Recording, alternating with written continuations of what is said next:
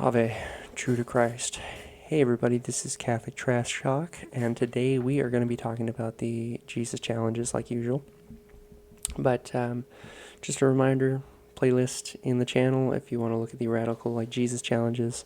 Point of this video, the rest of these videos now are going to give you guys everyday challenges to embolden yourself and to point out the disasters that Protestantism can bring and the evils of Protestantism. But we'll get right into it. All right.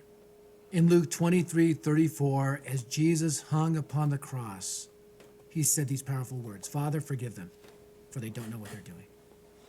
Jesus, the perfect sacrifice, the one who never sinned, is asking God, would you forgive them for their sin against me? I want you to think about, who do you need to forgive? You know, I never knew my biological father. I was a result of a short-term relationship that my mom had with a guy she met at a party. And when he found out she was pregnant, he got transferred. He was in the Army 2,000 miles away. He didn't want to have anything to do with me or my mom.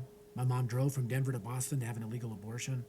When I found this story out when I was 12 years old, I was so full of bitterness and hatred toward my biological father. And I'll never forget, it was at an event where the preacher was speaking about forgiving your dads. With 5,000 other teenagers in the room, I broke down and began to weep. And I said, "Dad, I forgive you." Now, I never met him. I'd never seen his face. But in that moment, I forgave him. You know, whatever somebody has done to hurt you, it's nothing compared to what we have done to Christ. And Jesus said, forgive them. They don't know what they're doing. Because it was our sin, ultimately, that nailed Jesus to the cross. But we are forgiven through faith in him. And so we need to grant that forgiveness. So I want you, for this challenge, to write a letter of forgiveness towards somebody who's hurt you deeply. Now, maybe it's appropriate to send that letter.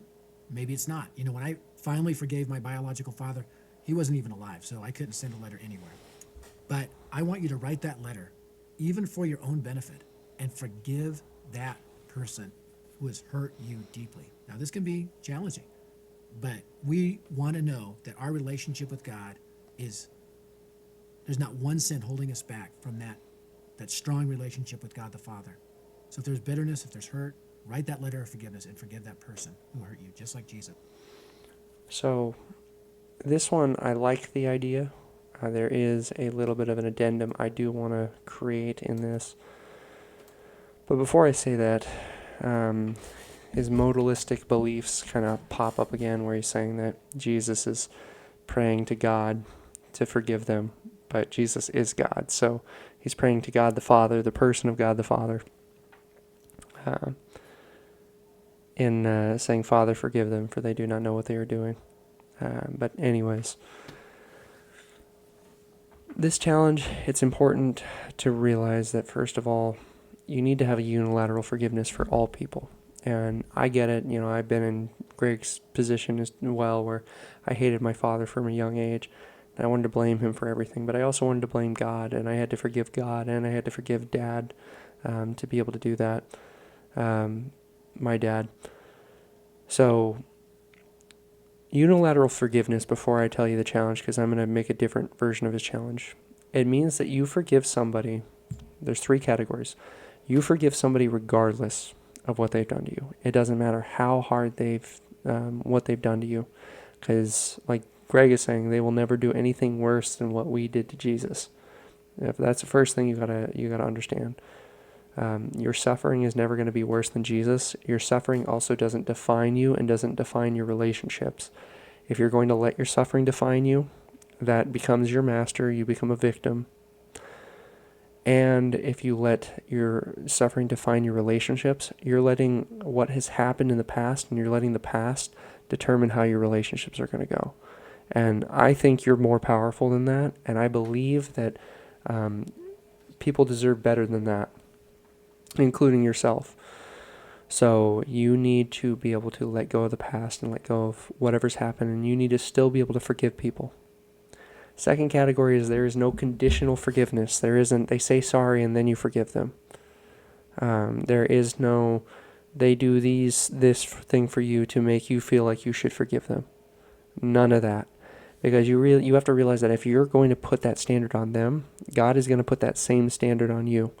So if, for example, you feel that they need to say sorry to you before you can apologize for the sins you've done, or for the things that they've done to you, you need to apologize to God for the sins that you've committed against him.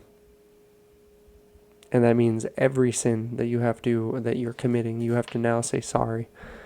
Some of you may say, well, I already do that. Okay, but like, really think about it, that moving forward, whatever condition you're going to put on, now you have to put that condition on yourself. And eventually you're going to get to a point where you're going to realize that how God works is he forgives you anytime you repent. And even Jesus calls us to forgive anybody when they repent. When, in the discussion he has with Peter on how many times we should forgive a brother or sister. But we also have to realize that the third category is we need to forgive people no matter who they are, where they come from. Because again, when we start putting limits on forgiveness, when we start saying when they can and can't be forgiven, we are playing God, and we are defiling their dignity, and we are not looking at them with love. So your challenge is you need to forgive 5 people in your life. And that means that you need to write a letter to 5 different people that have hurt you in your life. And you need to, first of all, write a letter of, just literally write it out to them, or an email or a text, and just write out what you want to say to them, that, hey, these are the things the disagreements or the things that have hurt me in the past. This is how they affected me. And then I want you to have a second, an ending part of talking about that you forgive them, that you're going to move on from this, and what you've learned from this. And then you're going to thank them at the end of the letter. And it's up to you whether you want to send it or not, or you just want to keep it stowed away.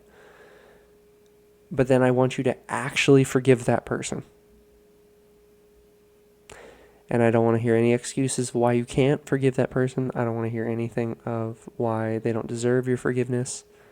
Because if you believe any of that, you need to give up on God forgiving you.